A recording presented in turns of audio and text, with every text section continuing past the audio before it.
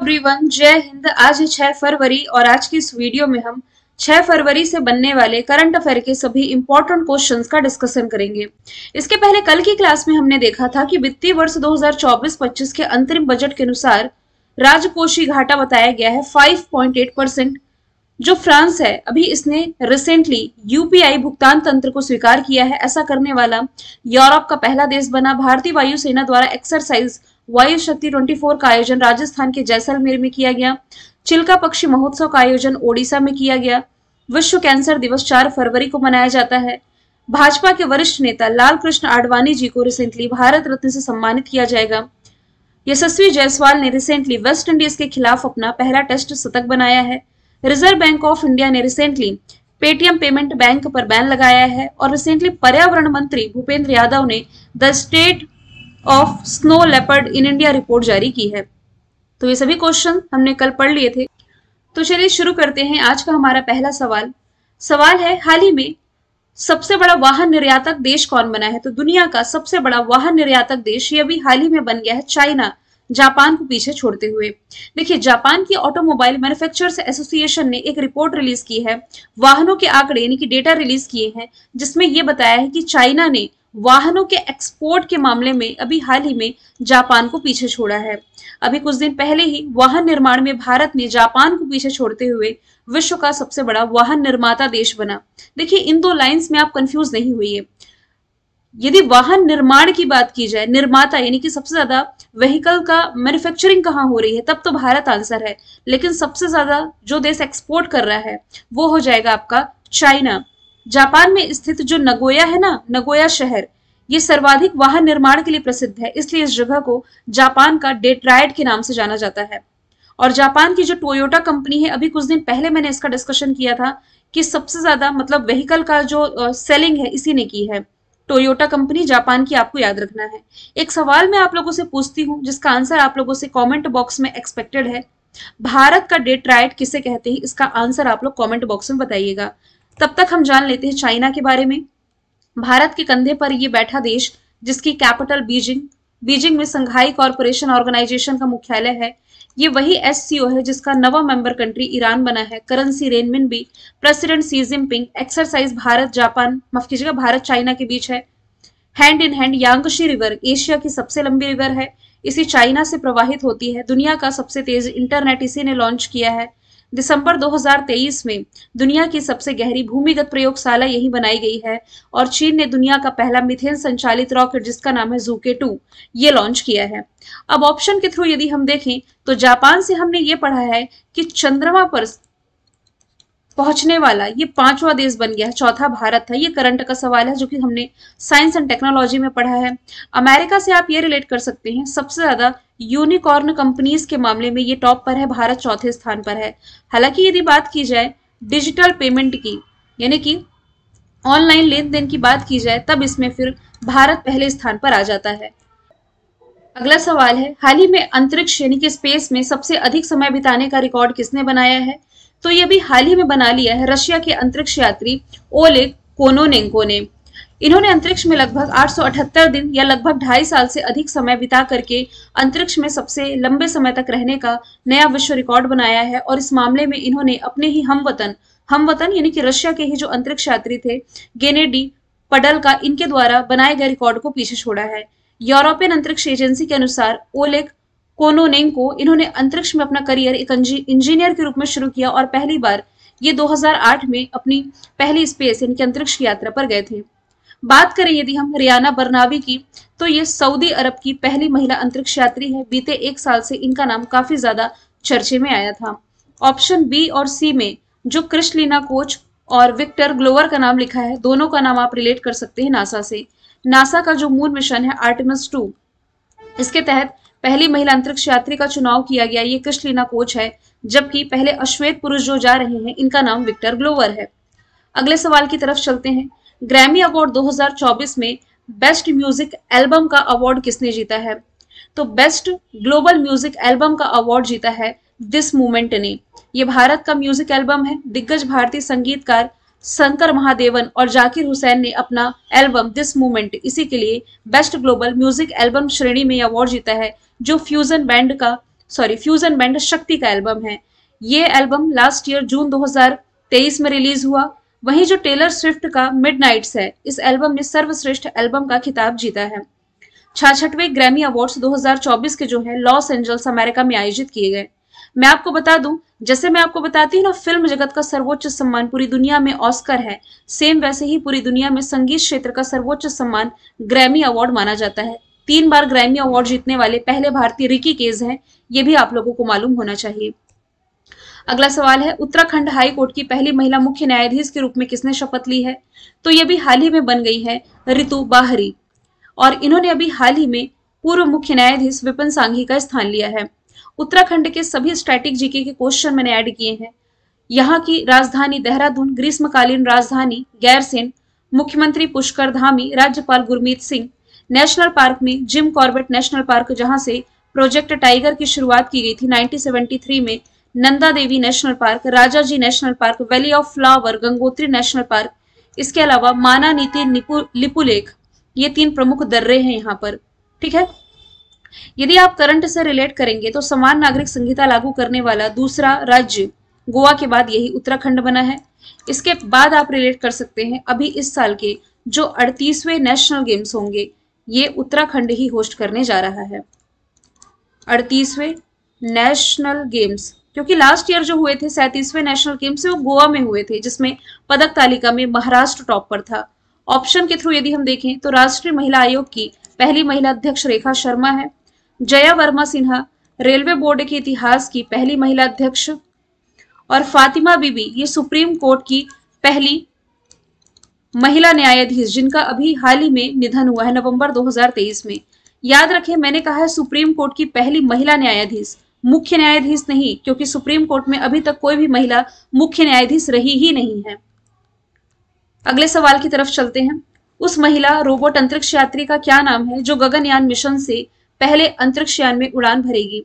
तो इसका नाम है व्योम मित्र। एज इट इज ये सवाल पूछा जा चुका है एमपीपीएससी प्रीलिम्स में। इस वर्ष की तिमाही यानी कि जुलाई अगस्त के समय में आप कह सकते हैं, इसरो गगनयान मिशन से पहले इस व्योम मित्र, जो कि महिला अंतरिक्ष यात्री, महिला रोबोट अंतरिक्ष यात्री, इसे भेज सकता है। इसरो भारत की स्पेस एजेंसी है। 1969 इसका फॉर्मेशन ईयर, बैंगलोर कर्नाटक में हेडक्वार्टर, एस सोमनाथन वर्तमान में इसके अध्यक्ष हो जाएंगे। इसरो का चंद्रयान 3 मिशन हमने पढ़ा है, जो कि 23 अगस्त को सफलतापूर्वक लैंड कर गया था चंद्रमा के साउथ पोल पर, इसलिए 23 अगस्त को हम नेशनल स्पेस डे के रूप में मनाते हैं। इसरो अभी वर्क कर रहा है अपने गगनयान मिशन पर, जो कि इसका मानव युक्त मिशन हो जाएगा। इसके अलावा इसरो का Aditya L1 project, Aditya L1 की सोलर स्टडी के लिए 2 सितंबर को इसरो के द्वारा लॉन्च किया गया मिशन है। आप ये रिलेट कर सकते हैं, नासा जो कि अमेरिका की स्पेस एजेंसी है और इसरो जो कि भारत की स्पेस एजेंसी है, ये दोनों मिलकर एक संयुक्त प्रोजेक्ट निसार पर वर्क कर रहे हैं, जो कि एक अर्थ ऑब्जर्वेशन सैटेलाइट है, पृथ्वी अवलोकन उपग्रह है। ऑप्शन के थ्रू यदि हम देखें तो ड्रोन है, जिसके ब्रांड एम्बेसडर कुछ समय पहले ही महेंद्र सिंह धोनी बनाए गए थे। इंद्रजाल ड्रोन, ये भारत का पहला 5G इनेबल सक्षम ड्रोन है ये, और भारत ये ऐसा ड्रोन है जो DRDO ने विकसित किया था और विकसित करके इंडियन आर्मी को सौंप दिया था LAC वाले एरिया में, लाइन ऑफ एक्चुअल कंट्रोल वाले एरिया में निगरानी रखने के लिए। अगले सवाल की तरफ चलते हैं। काला घोड़ा कला महोत्सव 2024, इसका आयोजन कहाँ किया गया? हर साल की तरह इस वर्ष भी इसका आयोजन महाराष्ट्र की कैपिटल मुंबई में किया गया। तो सभी फैक्ट यहाँ से मैंने मुंबई के ऐड किए हैं। मुंबई देखिए अरेबियन सी के किनारे है, महाराष्ट्र की कैपिटल। यहाँ national stock exchange, Bombay stock exchange, reserve bank of India और security and exchange board of India का मुख्यालय है। सिद्धि विनायक मंदिर यही है, 7 टापुओं का शहर यही है, भारत का हॉलीवुड ये कहलाता है। गेटवे ऑफ इंडिया ये भी मुंबई में है। लगातार दूसरी वर्ष tree city of the world में शामिल है। भारत की पहली अंडर वाटर टनल यहाँ पर। मुख्यमंत्री एकनाथ शिंदे, राज्यपाल रमेश बैस। नेशनल पार्क में मेलघाट, तडोबा, पेंच, सह्याद्री आप रिलेट कर सकते हैं। लेक्स में इंपॉर्टेंट है लोनार लेक। अब इससे भी इंपॉर्टेंट जो आपको याद रखना है, ये है अटल सेतु, जिसका उद्घाटन यहाँ पर recently prime minister Narendra Modi के द्वारा किया गया था। अब ऑप्शन के थ्रू यदि हम देखें तो लद्दाख का करंट अफेयर, हाल फिलहाल हमने ये देखा है कि सबसे ज्यादा हिम तेंदुआ यानी कि स्नो लेपर्ड की संख्या, अभी जो पहली गणना जारी की गई थी, सबसे अधिक हिम तेंदुआ लद्दाख में बताए गए हैं। गोवा से आप रिलेट कर सकते हैं, पर्पल फेस्ट जो कि दिव्यांगों के लिए आयोजित किया जाता है, यहीं पर आयोजित होता है। हैदराबाद से आप ये रिलेट कर सकते हैं, वर्तमान में हमारे जो नागरिक उड्डयन मंत्री हैं जिनका नाम है ज्योतिरादित्य सिंधिया। इन्हीं ज्योतिरादित्य सिंधिया के द्वारा अभी हाल ही में तेलंगाना की कैपिटल हैदराबाद में एशिया के सबसे बड़े एविएशन एक्सपो जिसका नाम था विंग्स इंडिया, इसका उद्घाटन किया गया था। अगले सवाल की तरफ चलते हैं। हाल ही में बोट के नए ब्रांड एम्बेसडर कौन बनाए गए हैं?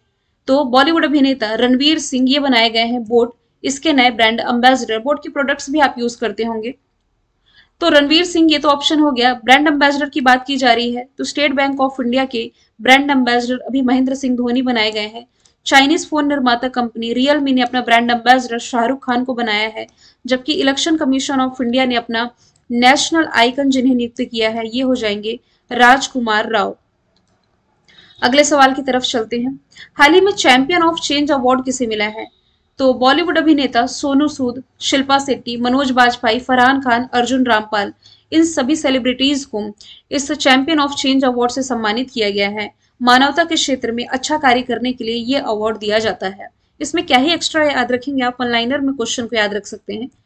अगले सवाल की तरफ चलते हैं। हाल ही में किस राज्य ने T20 नागेश ट्रॉफी जीती है? तो कर्नाटक ने रिसेंटली ये ट्रॉफी अपने नाम कर ली है आंध्र प्रदेश को हरा करके, यानी कि आंध्र प्रदेश इसमें उपविजेता रहा है। ये ना पुरुषों के राष्ट्रीय दृष्टिबाधित यानी कि जो लोग देख नहीं सकते उनके लिए एक तरह का T20 फॉर्मेट में खेला जाने वाला ये टूर्नामेंट है, जो कि आप कह सकते हैं कि भारतीय दृष्टिबाधित क्रिकेट एसोसिएशन के जो संस्थापक और अध्यक्ष रहे, विकलांगों के लिए समर्थन जो ट्रस्ट है, इसके संस्थापक ट्रस्टी स्वर्गीय SP नागेश की स्मृति में इस ट्रॉफी का आयोजन किया जाता है, जो कि जीती है कर्नाटका ने आंध्र प्रदेश को हरा करके। तो ऑप्शन के थ्रू यदि हम देखें तो हरियाणा ने अभी हाल ही में विजय हजारे ट्रॉफी 2023 अपने नाम करी है, जबकि पंजाब ने सैयद मुश्ताक अली ट्रॉफी अपने नाम करी है। और पहली बार पंजाब ने इस ट्रॉफी को अपने नाम किया है, इसलिए ये आपको जरूर याद रखना है। अगले सवाल की तरफ चलते हैं। ये प्रश्न मैंने रिवीजन कर रखा है। दुनिया का पहला मलेरिया वैक्सीन कार्यक्रम, बच्चों के लिए दुनिया का पहला मलेरिया वैक्सीन कार्यक्रम जिस देश ने प्रारंभ किया है इसका नाम है कैमरून। लोकेशन देखें तो अफ्रीका महाद्वीप में वेस्ट डायरेक्शन में कैमरून की लोकेशन आप देख सकते हैं। इसी के द्वारा बच्चों के लिए पहली मलेरिया वैक्सीन कार्यक्रम की शुरुआत की गई है। कैमरून अफ्रीका महाद्वीप में एक स्थित देश है। मलेरिया की वैक्सीन का नाम है मॉस्किवरिस। ऑक्सफोर्ड यूनिवर्सिटी के द्वारा इसे बनाया गया है। पूरी दुनिया में मलेरिया की पहली वैक्सीन है, यह सिर्फ बच्चों के लिए है। केप वर्डे ये भी अफ्रीका महाद्वीप का एक देश है और WHO द्वारा मलेरिया मुक्त घोषित होने वाला ये अफ्रीका का तीसरा देश बना है, ये आपको याद रखना है। तंजानिया ये भी अफ्रीका महाद्वीप में स्थित एक देश है, यहाँ कहीं जिसकी लोकेशन है। और तंजानिया से आपको रिलेट करना है यहाँ की सबसे ऊंची चोटी, यानी कि अफ्रीका की ही सबसे ऊंची चोटी जिसका नाम हो जाएगा माउंट किलिमंजारो।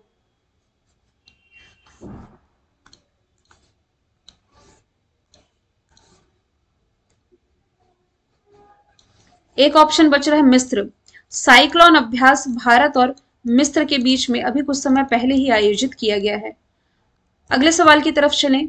स्टैटिक जीके हम देख लेते हैं। दूध के घनत्व यानी कि डेंसिटी को मापने के लिए इलेक्ट्रोमीटर का इस्तेमाल किया जाता है। वायु की आर्द्रता के लिए हाइग्रोमीटर। किस वैदिक ग्रंथ में यज्ञ कर्मकांड संबंधी बातें कही गई हैं? यजुर्वेद में। जैन धर्म के पहले तीर्थंकर ऋषभ देव जी थे। माई एक्सपेरिमेंट विथ ट्रूथ यानी कि सत्य के साथ मेरे प्रयोग महात्मा गांधी की रचना है। संविधान सभा में जो प्रारूप समिति थी उसमें 7 सदस्य थे, मतलब एक अध्यक्ष जो कि भीमराव अम्बेडकर, इसके अलावा 6 अन्य सदस्य थे। कुवत उल इस्लाम मस्जिद का निर्माण कुतुबुद्दीन ऐबक ने किया। महमूद गजनवी के भारत आक्रमण पर इस समय आए महमूद गजनवी के भारत पर आक्रमण के समय भारत आए विद्वान जो थे अल बरूनी, इन्होंने जिस ग्रंथ की रचना की इसका नाम है किताब उल हिंद। मैंने कल आपसे करप्शन इंडेक्स के बारे में पूछा था जिसमें डेनमार्क टॉप पर, इंडिया की रैंकिंग 93 है। आज का सवाल आप लोगों के लिए है, न्यूरोलॉजिकल विकार से पीड़ित मनुष्य के दिमाग में पहली बार चिप लगाने वाली कंपनी जो है न्यूरालिंक अभी चर्चे में थी, किससे संबंधित है? इसका आंसर आप कमेंट बॉक्स में बताइएगा। फिर हम मिलेंगे नेक्स्ट वीडियो में। Thank you so much.